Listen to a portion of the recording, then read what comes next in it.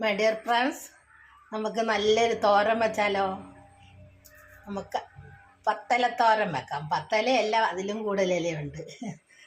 നമുക്ക് വെക്കാം. ആദ്യം ചേമ്പിൻ്റെ ഇല, പിന്നെ ചേനയുടെ ഇല കണ്ടോ, പിന്നെ മൽബറിയുടെ ഇല കണ്ടോ, പിന്നെ മുരിങ്ങയില ചെറുതണം കണ്ടോ,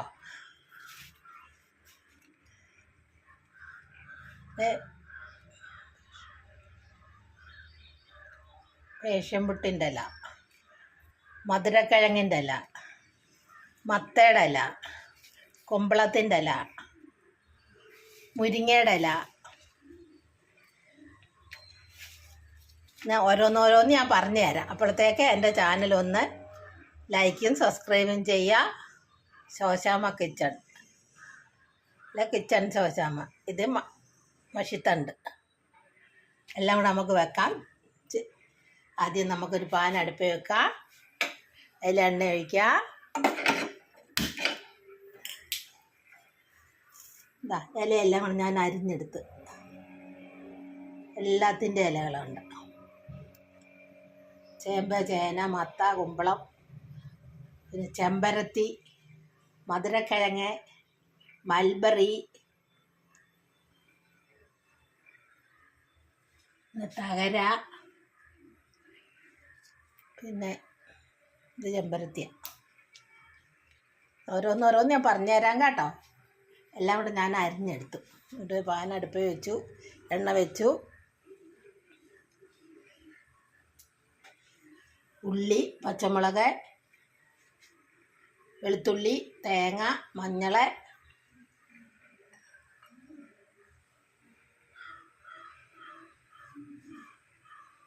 എന്നാൽ ചൂടാകുമ്പോൾ നമുക്കൊരു നുള്ളരി ഇട്ട് കൊടുക്കാം.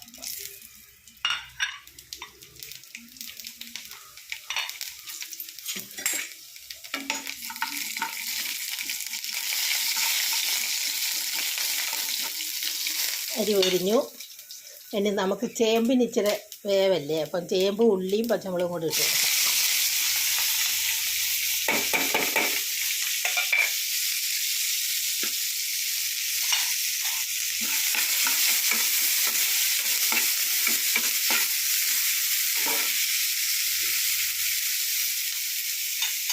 പിന്നെ നമുക്ക് ആ തേങ്ങയും വെളുത്തുള്ളിയും എല്ലാം കൂടി ഇട്ട് കൊടുക്കാം. മഞ്ഞൾ,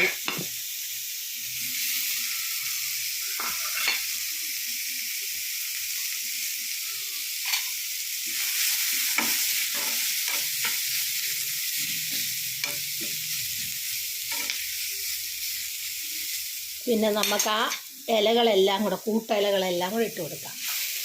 കാച്ചിലിൻ്റെ ഇല, മധുരക്കിഴങ്ങിൻ്റെ തൂമ്പ്,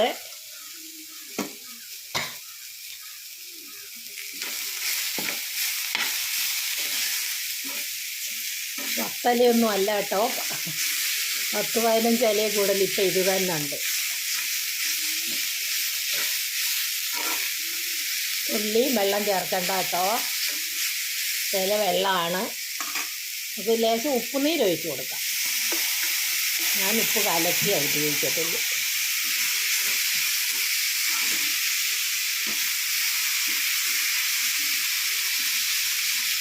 ഇത് വേളക്കാം.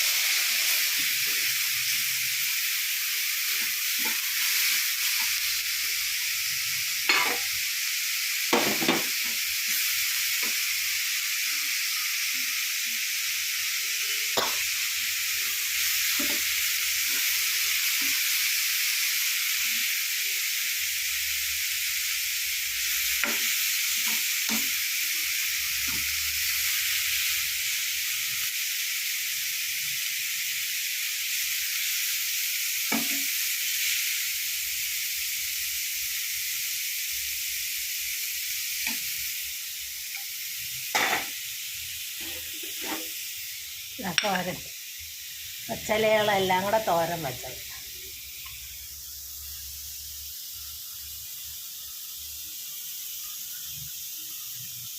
പച്ചില തോരൻ 15 കൂട്ടം പച്ചിലയുണ്ട്. ഉണ്ടോ തോരൻ?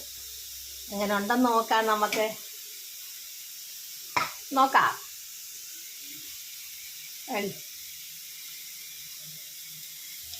നമ്മൾ കാറ്റിൻ്റെ ഇലയൊക്കെ പറിക്കുമ്പോൾ എല്ലാവരും ഞാൻ കൊഴുപ്പാന്നില്ല, അതെന്ത് കഴിഞ്ഞും കൊഴുപ്പില്ല കേട്ടോ. എല്ലാവരും ലൈക്ക് ചെയ്യുക, സബ്സ്ക്രൈബ് ചെയ്യുക. എൻ്റെ ചാനൽ മറന്നുകൊണ്ടാ ശോശാമ്മ കിച്ചൺ.